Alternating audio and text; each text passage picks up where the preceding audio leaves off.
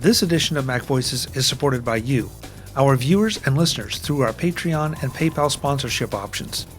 To learn more, visit macvoices.com/support.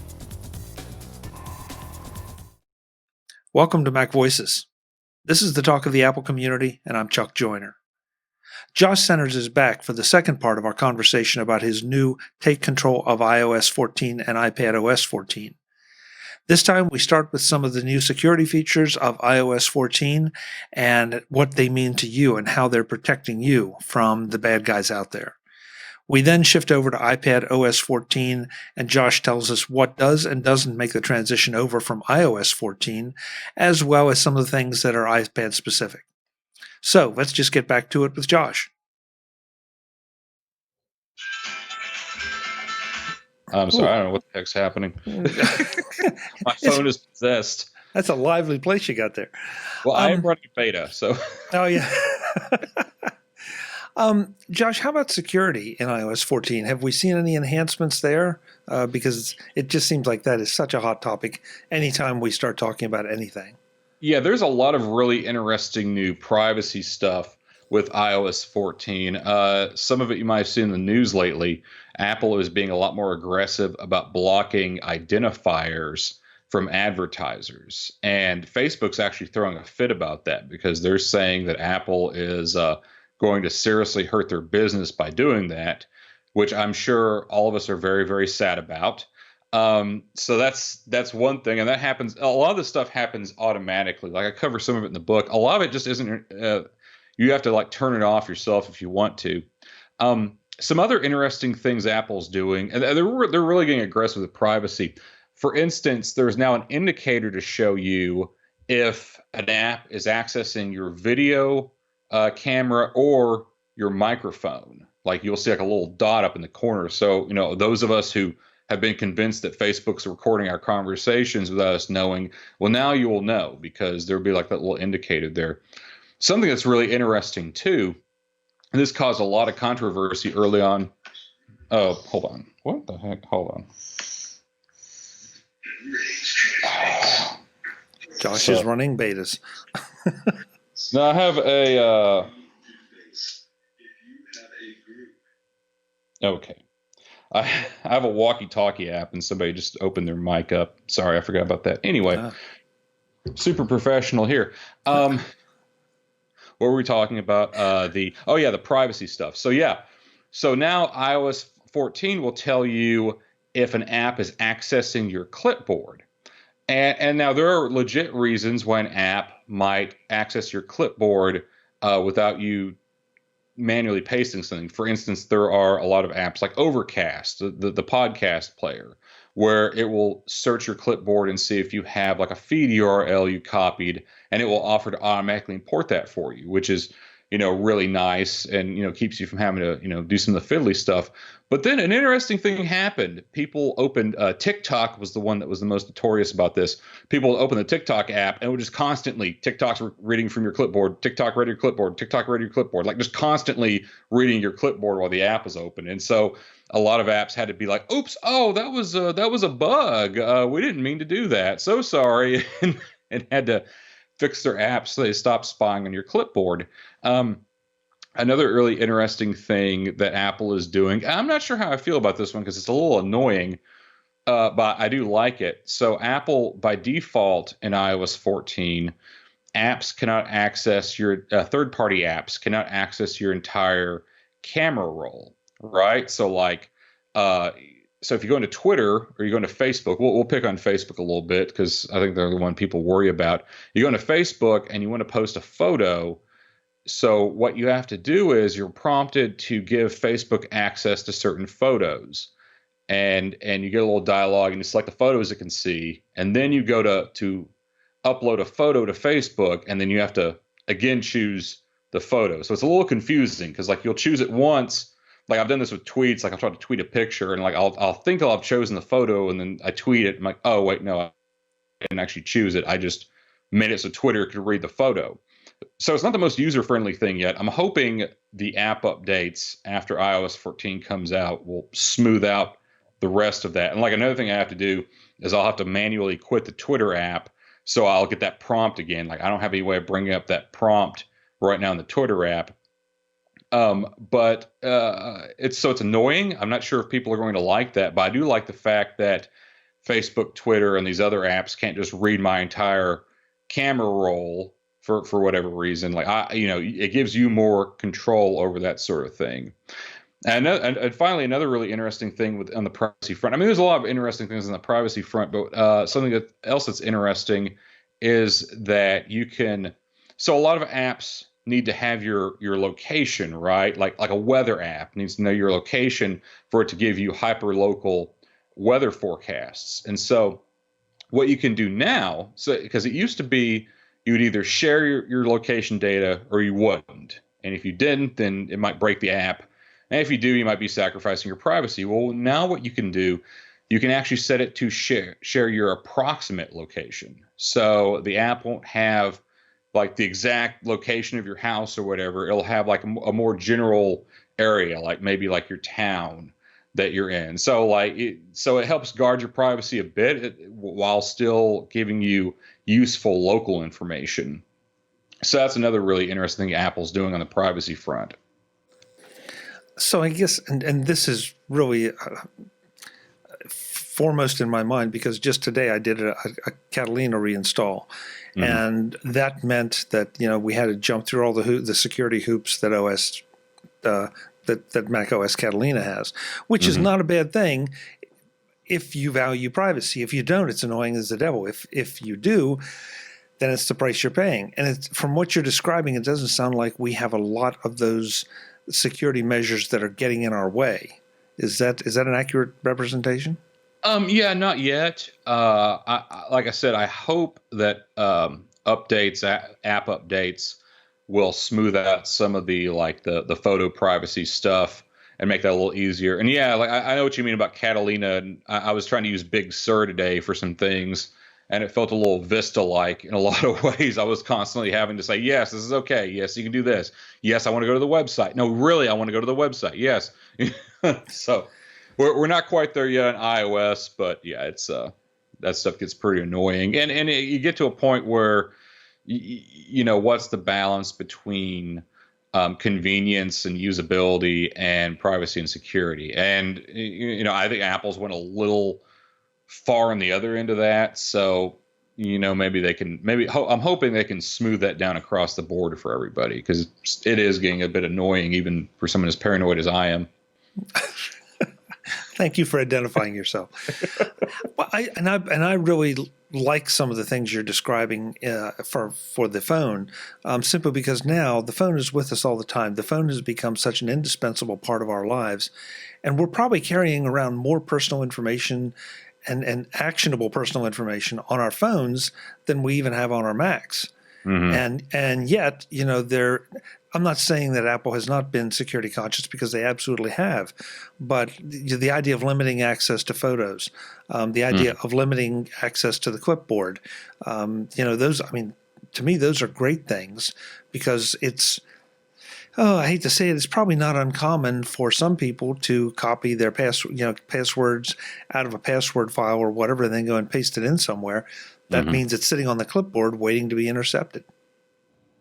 Well, even if you use an app like 1Password, that uses the clipboard all the time. So, it's good they're looking at that clipboard security, because, sensitive information gets passed through that. And, honestly, though, like, these features disturb me a little bit, because now I'm like, wait a second, I thought this iPhone was supposed to be secure, and like, how long have app developers been secretly tracking things like this, and we're just getting by with it? But, Well, it feels like it's an arms race, and, at any given moment, one side is potentially a bit ahead of the other, or maybe a lot ahead of the other, and then the other side improves. And so who knows what the next concern will be that Apple has to address, but it'll be there. No question about it.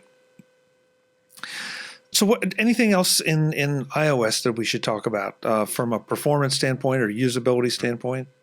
There's a lot of things. I will say these betas have been remarkably stable, and I feel like I say that every year, and sometimes it's true and sometimes it's not, but a lot of people have been saying how stable the betas have been. Apple apparently took the problems with iOS 13 to heart, and they changed their process. And this was a beta that was usable for many people from day one. So it has gotten a little less stable throughout the beta cycle, which is kind of odd. But hopefully on release day, it'll be a very solid release, and hopefully better than iOS 13 has been for people. I'll mention just a few things real quick. There's a sleep tracking feature in Health.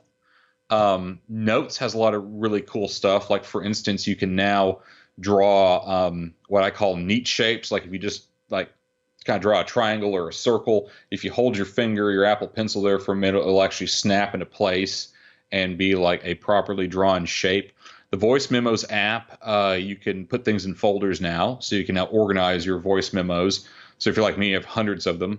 There's a new Translate app that's built in, which I don't know how excited people are about, since Google Translate's been out for so long, but it's a pretty neat little app, and I do discuss that in the book. And it also lets you do offline translations. So that's something that's pretty exciting in itself, because I'm not sure. I don't think Google does that. Messages has a lot of tools for dealing with group conversations. I'll be curious to see how those are adopted. Like, you can do message threading in group messages now, so you can kind of put put like a single conversation to like its own block, and things won't, in theory, won't be as messy. Lots and lots of cool stuff. Lots of little things. Privacy. There are a lot of cool accessibility features. Like, just as an example, there's a thing where you can tap the back of your phone to do things. I'll see if I can show an example. Like, I have my phone here. And say it brings up the app switcher. And then right. If I triple tap, I don't know if it'll focus or not, then it brings up Google Assistant. And so you can have like that as an alternative to Siri now. So lots of really cool little things in iOS 14. And, a lot of stuff to check out. I got to ask, with the tapping, does your phone have a case on it? Because unfortunately, it would not focus on that properly. So we could see what was happening. You just didn't know exactly what was happening. But are you using a case on your phone with those taps? Yeah, I'm actually using one of those big, thick OtterBox cases, and it works fine. If anything, it's a little too sensitive. Sometimes I'll set my phone down on a counter, and it'll bring up the app switcher or open Google Assistant. So yeah, it's extremely sensitive. You don't have to worry about that. But that's, again, something you don't have to use if you don't want to. No, it's completely optional. Right.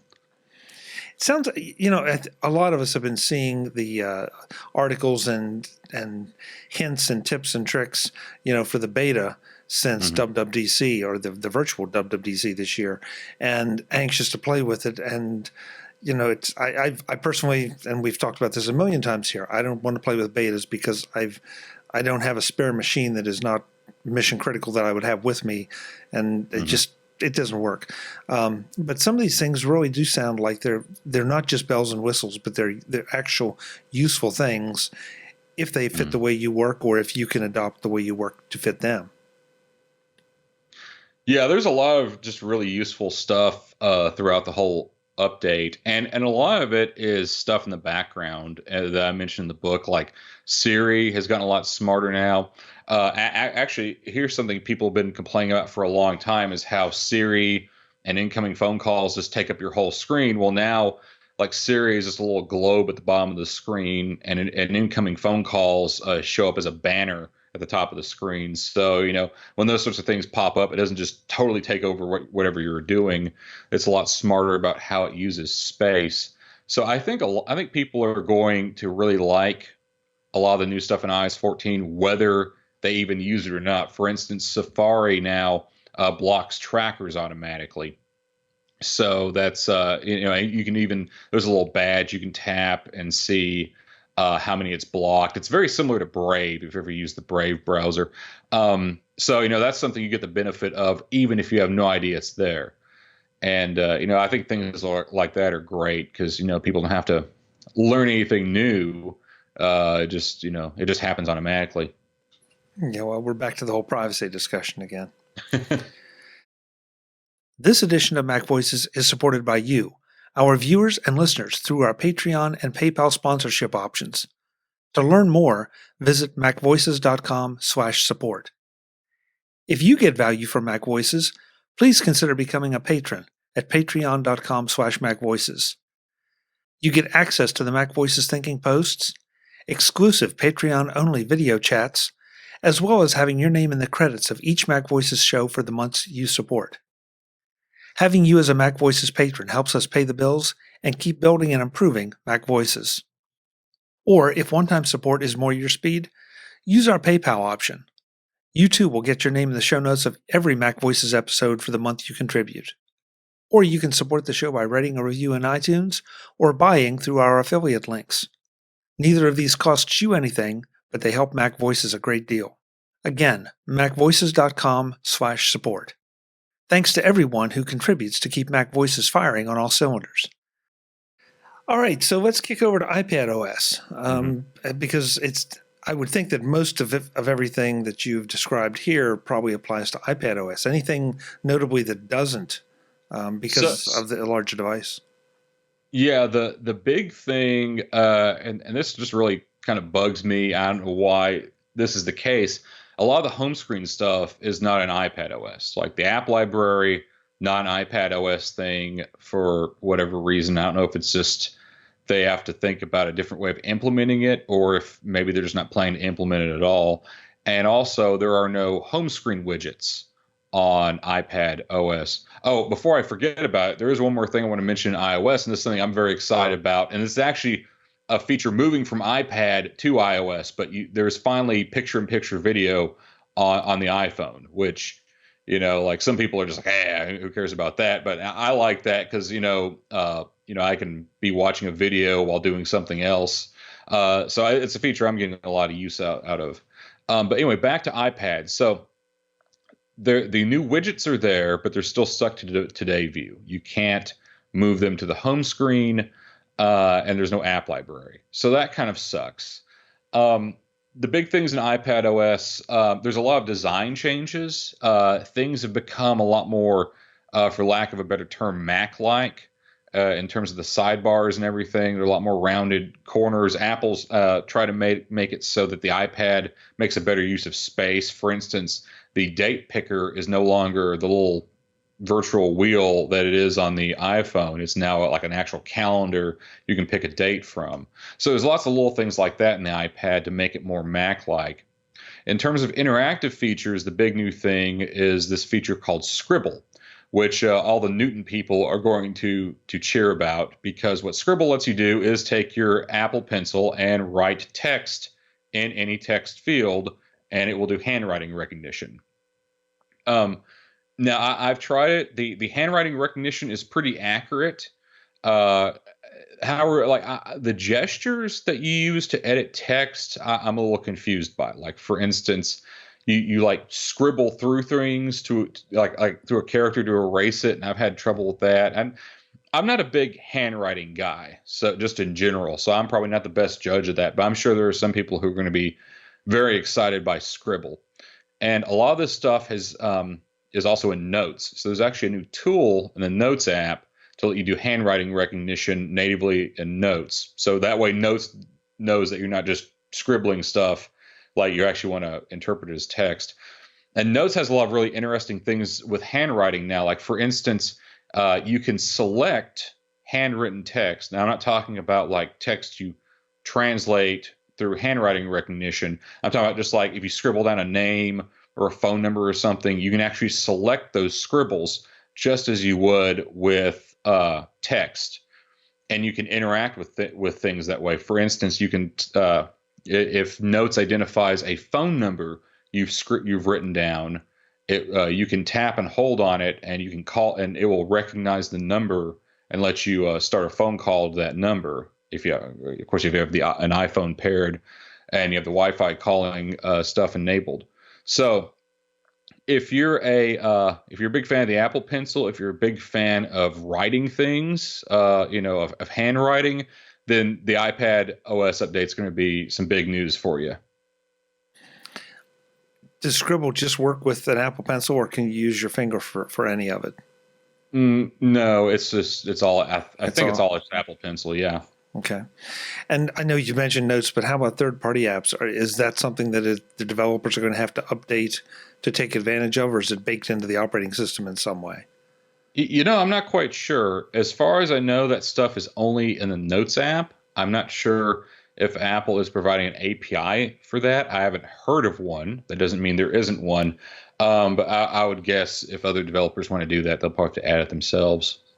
Okay. Um, I'm not sure there would be any different security features, but anything different from that standpoint on the iPad? No, it's all the same stuff. The like the blocking the advertisers, blocking the tracking, the tracking blocker in Safari, all that stuff's the same. The recording, the little recording dots, stuff like that. It's the same in iOS and iPadOS. Yeah. Okay. Oh, that's good. That's good. I mean, so we're getting the security benefits no matter what device we use. hmm Okay. Anything else I mean, it sounds like the iPad update is a little bit light this time if you're not a handwriting person. But on the other hmm hand, if you get the security things, yeah, that probably is not a lot of bells and whistles, but again, good solid updates and improvements. Yeah, I wouldn't. I'm not sure I would call it light exactly. It's just that it gets most of what iOS 14 gets, which is a lot. One thing that's cool, and this applies to both operating systems, but if you're the sort of person who uses the Files app a lot and you like to use external drives, the Files app can now read encrypted APFS drives. And that was a big exclusion from when Apple added that feature. Now, unfortunately, for whatever reason, it can't read encrypted HFS drives, which I think that's what all of mine are formatted in. So I'll either have to reformat things or just go without. But nice thing to have. And there are just lots and lots of little touches like that, lots and lots of little features that Apple likes to cram in there. Yeah, and we'll be probably hearing about these for for a long time as hmm people discover some of them because Apple is notoriously not great at documenting things like that. They've actually gotten a lot better in the past few years. That's part of why we decided to change the way we did the book a bit, because it used to be a lot of what the book was just documenting everything that was new because Apple did such a poor job. But at least for the past couple of years, they don't list everything. But if you go to like the iOS 14 preview page, there's a link they'll say, show me all new features, something like that. And they give a pretty detailed list of everything that's new. It's not, 100% complete, but it's very, very close. So they've gotten a lot better about that, fortunately. Josh, you've written the book and released this version of it, and I'm sure there'll be a quick update once the OSs are actually released. hmm But what would you say to people who are anxious to get some of these new features? Is this one of those I can feel kind of comfortable installing it the first day, or should I wait a couple weeks? Well, it always pays to wait a bit. People have been very happy with the stability of these betas so far. I haven't heard any major complaints. I haven't heard about any data loss. But of course, you're gonna have a much larger pool once it's released to the general public. So it always pays unless it's like a major bug fix update. It always pays to wait on installing new stuff. Now, if you're that excited about it, you just can't wait. There is a public beta, and that's open for anybody. And you can try this stuff out today if you're brave. And as far as betas go, this is one of the ones I'm less leery about recommending to people if they're really that excited about it. I know for me and a lot of my friends, and some of them not even as technical as some people, a lot of them moved to it just for the app library, and they couldn't see themselves moving back. Well, that's a pretty good recommendation. Yeah. Hmm. Well, the book is out now, and again, it's hmm based on the betas, so there'll probably be a slight update to the book once the actual Golden Master comes out and is released. hmm Josh, what kind of pricing do we have for this, since it is a brand new, written from the ground up book?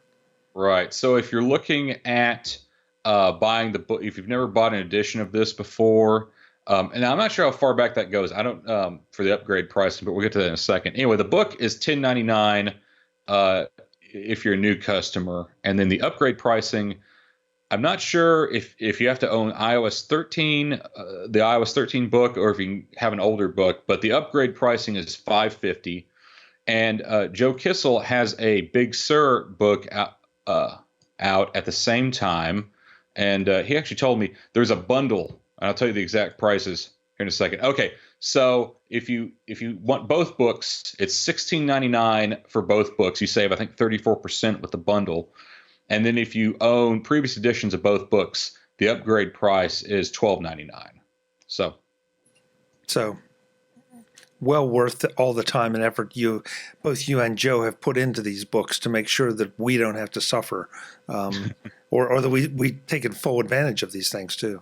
I guess. Yeah, and it'll probably be at least another month before these come out. So what you can do is you can buy the books now, and you can read up on this stuff, and then day one, if you don't want to install a beta, day one they're released. You install the update, and you're good. You know how to use it all. You know how to use the app library, Scribble, widgets, all that stuff. You can hit the ground running. Yeah, and just the idea, because I know there's still features in the current OSs that I find that I'm just discovering, just because maybe I didn't have a use for it. Until recently, and then I think, I heard something about that, and then you go and find it's like, gee, they solved my problem even before I knew I had the problem. So, Nice thing to do.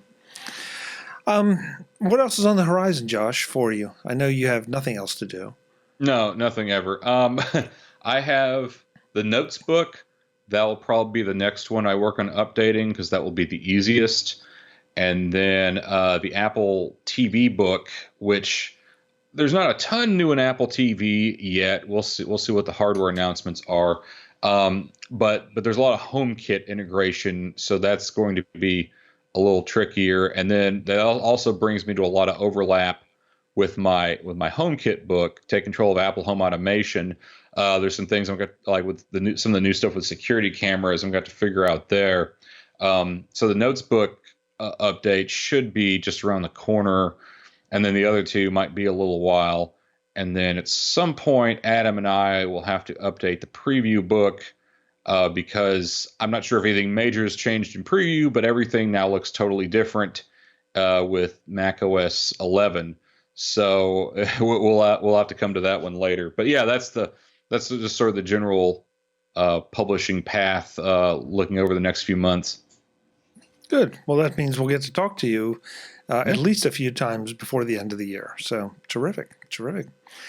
Last thing, if folks have questions or want to get in touch with you directly, where do they find you? If you have a ham radio, you can, let's see, josh@tidbits.com is my professional email address. And then you can also find me at Twitter at jcenters, JCENTERS, and ask me things there.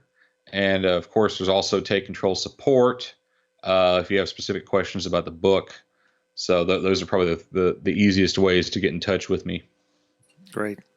Josh, thanks so much. It's always a pleasure. Thank you for writing this book and getting us all up to speed on the new versions of iOS and iPadOS. Yeah, thanks for having me back. We'll see you soon. All right. Folks, I'm Chuck Joyner. This is Mac Voices. TakeControlBooks.com is where you go to get Josh's book, Joe's books, all of the great Take Control authors and their books to help you do more with your Apple gear and beyond. Until the next time, and as always, thanks for watching.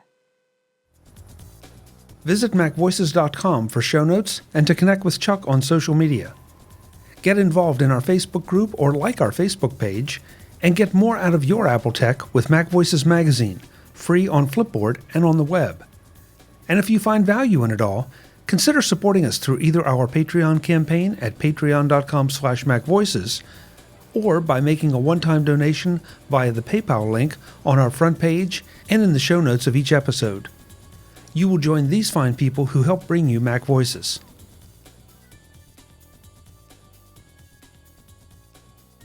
Advertising handled by Backbeat Media at backbeatmedia.com. Bandwidth provided by CacheFly at cachefly.com.